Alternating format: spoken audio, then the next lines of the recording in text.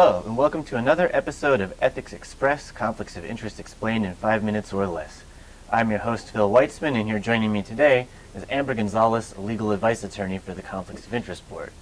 For today's show, we'll be discussing the topic of personal use of city resources. So Amber, we're using city resources right now, aren't we? We're filming this talk using city video equipment, we're filming in a city space, and even the time we're using is considered a city resource since we're on the clock. So far, no problem though, right? Exactly right. We're using city resources for a city purpose.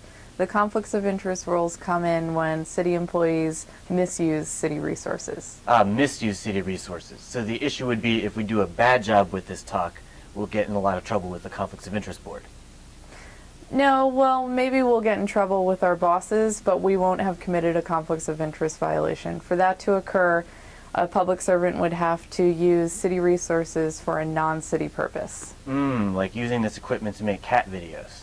For sure. As you'll see when I explain the rules in more detail, unless you're using cats to explain the conflicts of interest law, that's probably misuse. Alright, so I guess it comes down to how the law does define misuse. What does the law say? Well, according to a technical reading of the board's rules, using city resources for any non-city purpose is a violation of the law and therefore prohibited. Wow, any personal use, that's strict. But that can't mean that anytime someone does a non-city thing on city time, it's a violation, can it? Well, that's the rule, but you're right. There should be some rule of reason, or else the board would have to prosecute every city employee who's ever made a 30-second personal phone call on a city telephone. And for that reason, the board created an acceptable use policy which allows for some limited personal use of city resources with a few important caveats that I'll talk about in a second. Though not all agencies have adopted the board's acceptable use policy, generally agencies have some kind of personal use policy. Alright, and what would be an example of allowable limited personal use? Maybe something like faxing a document to your landlord or photocopying your child's report card could be okay as long as it's not disruptive and you're still getting your job done. And what about my cat videos? Any hope there? I don't think so. For one thing, I'm not sure whether it's worse to take city video equipment home or for you to bring your cat to the office. Okay, well, that does seem like a sensible rule. Now, you had mentioned that there were some caveats to allowable limited personal use, and what are those? Well, there are some obvious ones and some not so obvious. I'll talk about the common sense one first. Your agency can always set additional specific standards. So while from the board's perspective, 1 or 2 personal photocopies is likely to be okay, if your agency says that you cannot make any personal photocopies, you have to listen to that.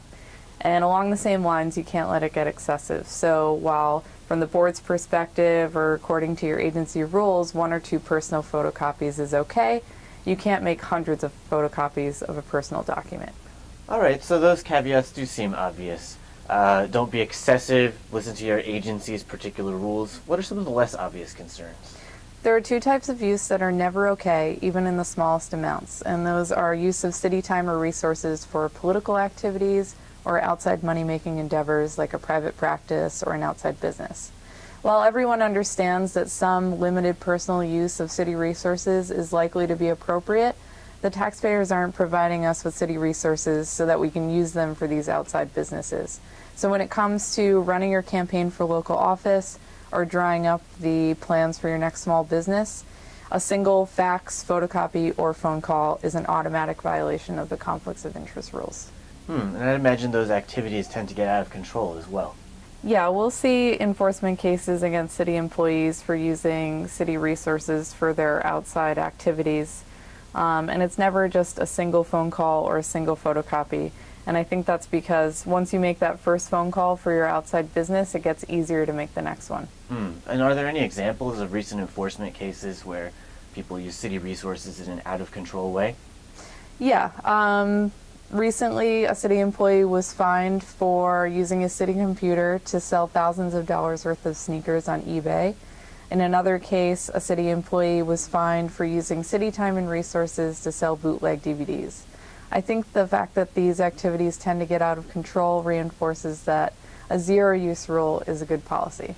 And of course, if our viewers have additional questions about the appropriate use of city resources, they can call the board's free legal advice line at 212-442-1400. All calls are confidential.